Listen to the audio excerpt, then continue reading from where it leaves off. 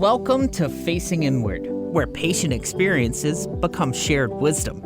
This podcast is a space for candid conversations with patients, caregivers, and healthcare professionals who believe that every story holds the power to heal, educate, and inspire change.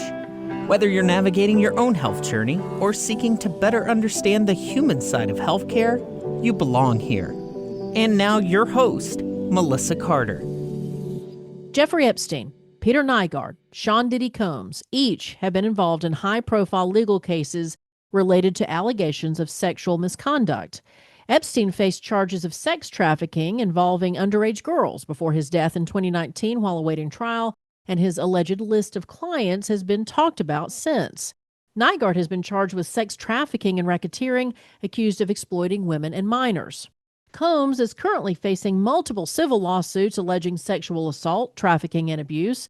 These cases have drawn attention to issues of power, influence, and accountability in the legal system, but less often highlighted are the voices and experiences of the alleged victims whose lives have been most directly affected. Now, this doesn't even include those who have their lives torn apart by sexual misconduct within their own homes. Well, that's where Dr. John A. King comes in. He's an author, storyteller, and a TEDx speaker who speaks on trauma recovery and identity restoration, as he himself has had experience with sexual trauma. John, I saw the interview you did in the documentary Stopping Trafficking, and there was a quote you said in there that I want to start with because I think listeners will be angry by the end of this podcast. And your quote was, "It would be really nice if someone is pissed off on my account." Trauma comes from a place where you thought you were safe or a place where you thought you could trust, and then that trust was broken in some way or that safe space was taken away. And that's why there's this trauma. And so talk a little bit about how important it is to not only recognize trauma in yourself and in others, but also to get help for it or to I don't know what's the word, improve, to mitigate, to keep these things from happening, to understand the source of people's concerns about this. So you can start anywhere you want to with all that. Wow, that's big. That's nice. Um, I think that part of what we've got to admit to is the fact that trauma is just an everyday reality. There is no such thing as a safe space. So in your own life, what you have to be prepared to do is carve out that space for yourself regardless of if it's a dental surgery, if it's a doctor's office, if it's a workplace environment or in intimate relationships. You've got to be prepared to be able to define things that are acceptable and have conversations with others accordingly. It's funny, John, you mentioned that. Now, I know you have a doctor in theology, and a friend and I had a conversation about kind of the purpose of why we're here. And that came up because in her mind, she's always frustrated by the fact that things seem to go wrong or that things don't seem to be perfect or that, it doesn't seem to be getting better. And I said, well, maybe that's not the point. Maybe that's not the point of living. Maybe the point of living is to be able to, as you just said, find that safe space for yourself and create the world from within so that it kind of shows up in the outside world. Is that fair to say? I think so. There's a very interesting book called The Expectation Effect. And there's a passage in the poetry writing of Job that basically says what you think about or dwell upon will become a reality. The thing you fear the most will become yours. So there is something and you can look at it through from a quantum physics point of view, or the word intention is another one that's often used in the space. If you go about expecting something, then you will find it. The person who drives around expecting to find a parking spot will find it. The person who drives around not expecting to find a parking spot won't find it. And it could be the identical parking spot, which is just how we perceive it and how we see it. So I think that that's very much a reality. I don't go looking for things to remind me of my past. I go around equipped to be able to face it when they come, because they will come. So I get on my front foot with it now by admitting to myself that there are going to be things, and I'm trying to find another word but trigger, because we've abused that word. But I know that there are going to be things that trigger me. So what I've got to do is spend the time getting tools for my toolbox so that I can be ready for when they happen. Now, I'm not expecting them to happen. I just know that they will. And that's no big deal. Yeah, it's going to be okay. And there's things that I can do to mitigate it and things that I can do that can't. Well, John, for those who are not familiar with your past, I know that you have spent your career helping with trafficking. Stopping Trafficking was the documentary I mentioned earlier. The vulnerability that you give in sharing your story with others has to be a powerful tool to connect with others, because there's a lot of people, and you tell me, that have undergone similar circumstances that one would never admit it, or two, just have a hard time living with it. And so, if you Mhm. don't mind talking about that. Sure. So for your audience, I was sexually abused, and some would call it trafficking nowadays, by the woman who raised me, to her, primarily to her girlfriends. So I didn't have recall of that until 2008. Up to then, I'd suppressed it and just assumed that the snapshots of my childhood I had were just a normal childhood. I had no external frame of reference point. So the thing in this process, and it's been a long process, getting to a place now where I feel I've got my feet under me. But I realized that my past was either going to define me or refine me, and that's a choice. And in the midst of that choice is whether or not someone is going to spend their life making money from their victimhood, or Mm. getting free handouts from their victimhood, or being defined by their victimhood, or they're going to choose to use it to propel them forward.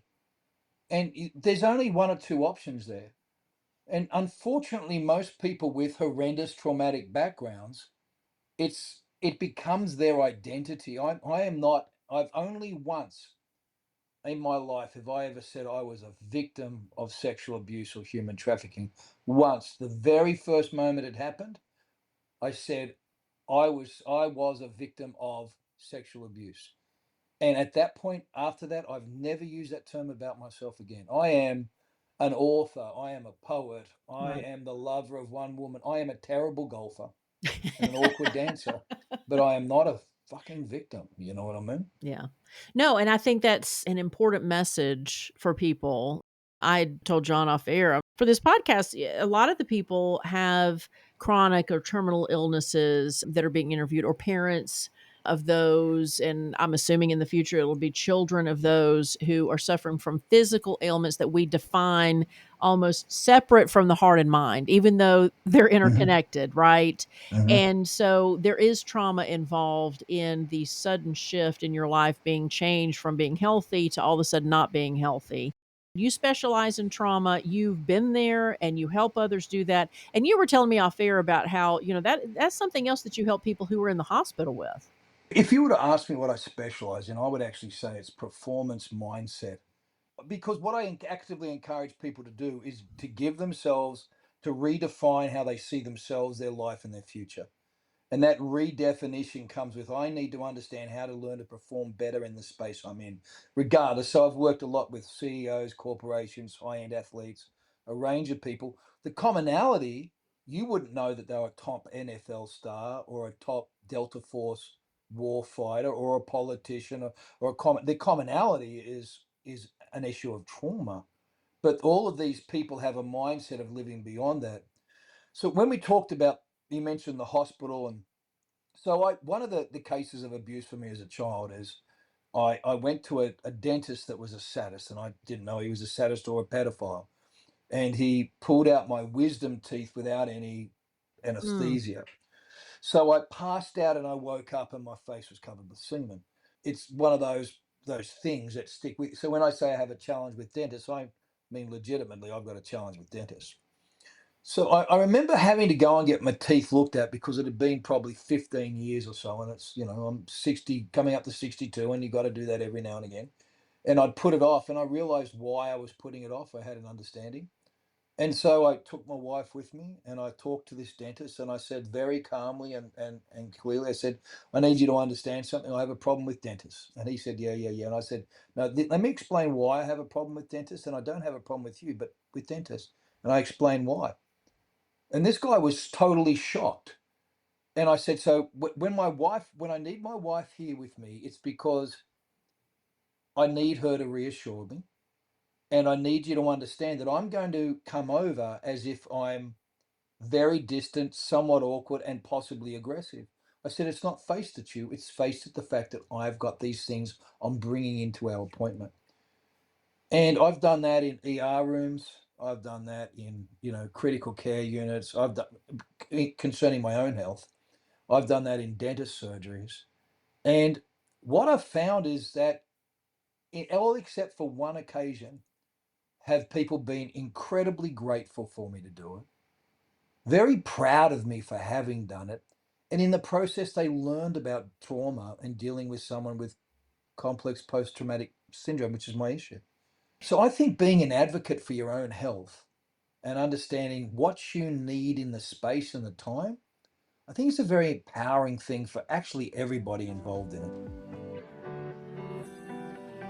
Are you a mental health professional specializing in chronic illness? Well, reach out to us. facinginwardpodcast@gmail.com. We've been taught, instead of empowering people who have gone through this and been able to do what you said, where it's like, look, this is an uncomfortable situation and I'm going to advocate for myself.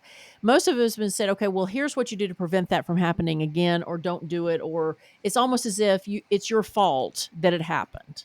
I'm talking from the women, where there's plenty of men like yourself who I'm sure would never share that circumstance, which we'll talk about how you help these men.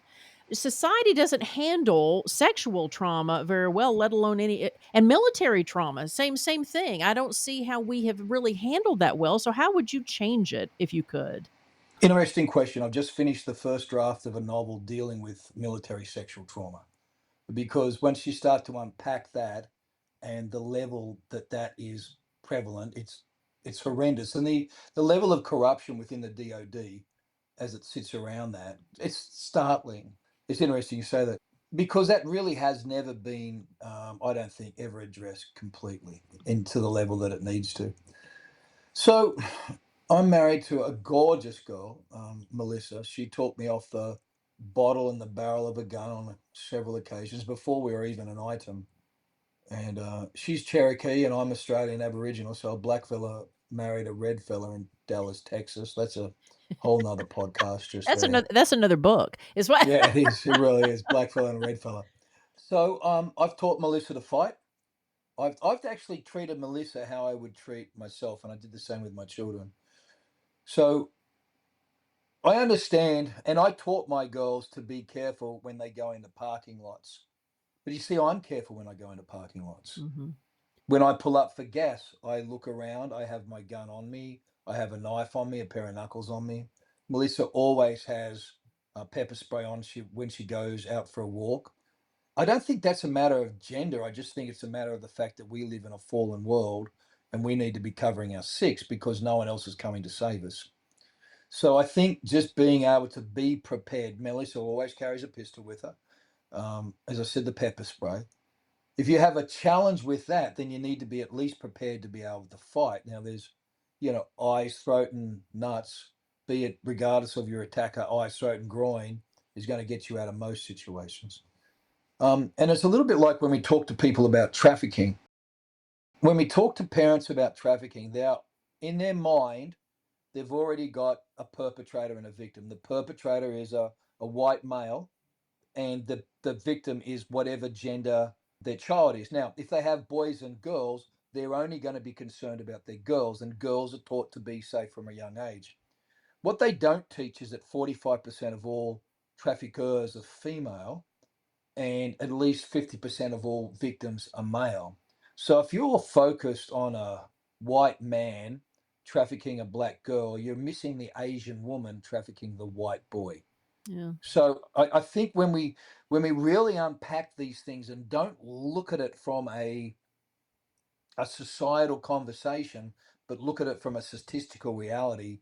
We need to be training our boys to be careful of predator women and training our girls to be careful of predator men and careful of predator women and our boys careful of predator men. So I think it's a matter of the fact of this is where we live in our society. And whatever I've walked through as an adult, I need to be doing my best to pass that on and be careful of it going forward. Now, if I do that, then I'm no longer a victim of it. I'm actually in charge of it because I'm handling my response to any given situation. And I think that crosses the board into conversation or in the medical space or whatever it is.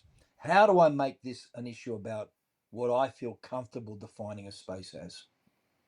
I teach my son. I have he's about to turn 11. Hmm. It's funny, when I was raising him, I did teach him about safety and telling us about if somebody's doing something in his family that doesn't make Hmm. him comfortable, to let us know, because sometimes I think some parents may dismiss the fact that things will be happening in their own families. When you spoke like that, it's a community effort. I like the fact that it's not just targeting girls doing something wrong, because it seems like that's been the conversation. For instance, with the Epstein case, Uh-huh. so I've been frustrated because I feel like people have been focused on the politicians involved instead of actual stories of what these Yeah. people have gone through. And it's not just girls. So I was involved, my nonprofit was involved in the tail end of the Epstein case. And the guy who took over from him, Peter Nygard, and our work was we were really fortunate enough to be able to lead and gather the information that led to his indictment. So Nygard had 125 women working for him to get, he needed 4 or 5 virgins a day for what he was doing. I know the numbers are horrendous, and they are. And his house in the Bahamas was really a model of what Epstein was doing, both in New York and the Bahamas. So you've got this whole mindset of these people at these levels, which is very, very predatory. And we want to talk about the politicians and the billionaires, and we don't want to have a conversation about the people and what they went through. When I've been talking to people about this because they're frustrated because no one's been caught, I'm thinking, you know what? We need to forget the judicial system, and every one of these thousands of people need to be getting on a podcast and having a conversation and naming names.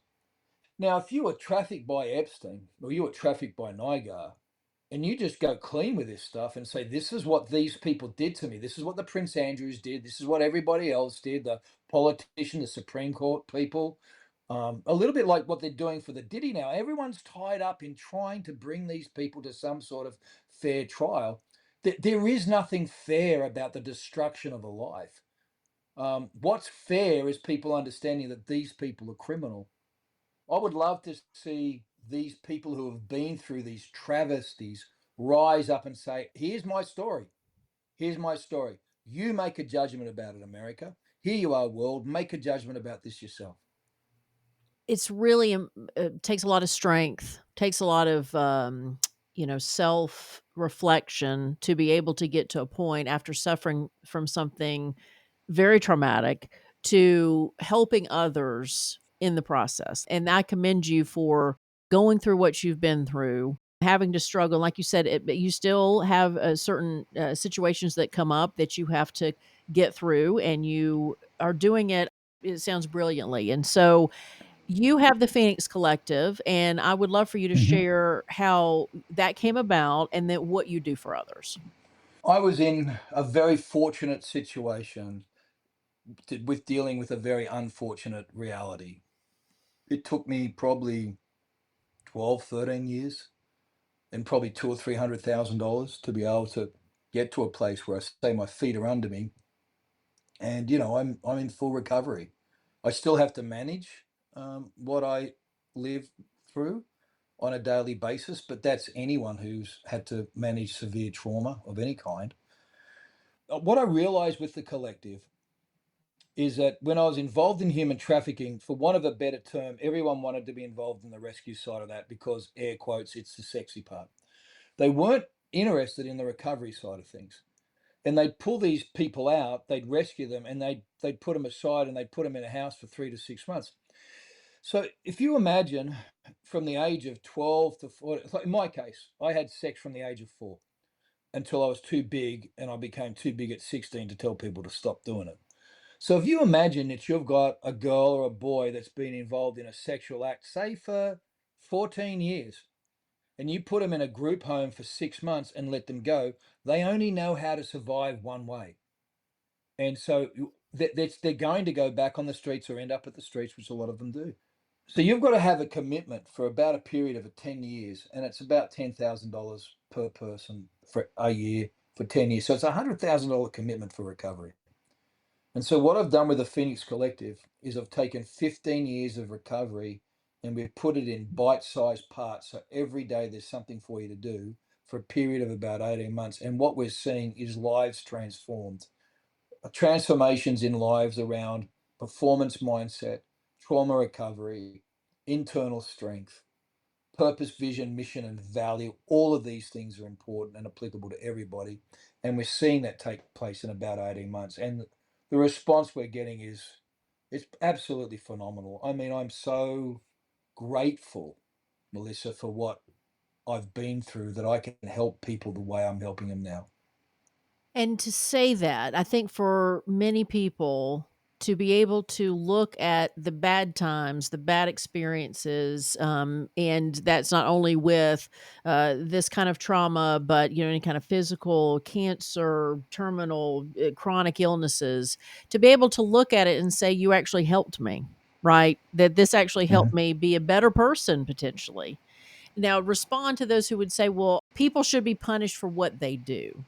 Oh, absolutely. Is it hard for them to separate the I'm going to not be a victim, but yet have this anger toward the person that may have done something to them? I had to answer that myself when I was dealing with the people who raised me. Because in Australia, the statute of limitations on child abuse, there is no statute of limitations. I was faced with the issues about 7 or 8 years into this process of pressing charges with the Australian Federal Police. And I realized what I'd have to do. I'd have to go back to Australia. I'd have to find a place to live, job to do. It would cost me money.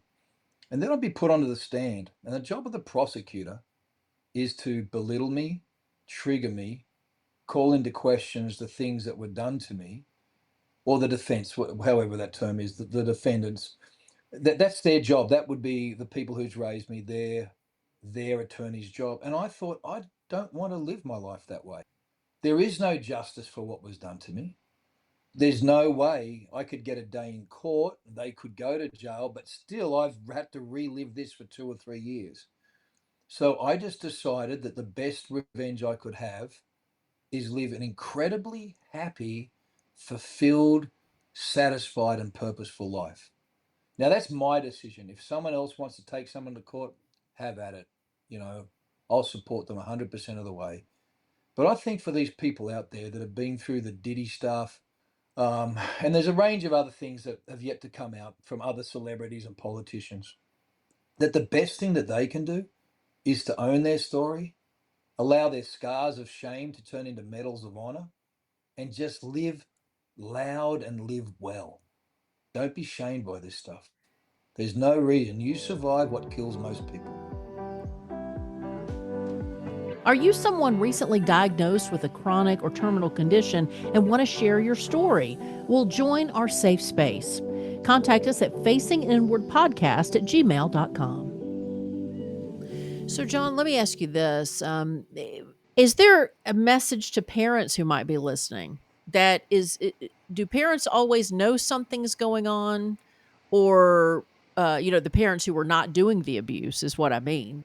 Is there something that they can see? Is there something they can do? Like, because so many of my friends were like, I didn't want to say anything to my parents because either the person threatened their life or they didn't want to ruin their parents' life, in particular their mothers. So, what would you say to parents who may be questioning whether something's going on with their children? I think you've got to have that conversation.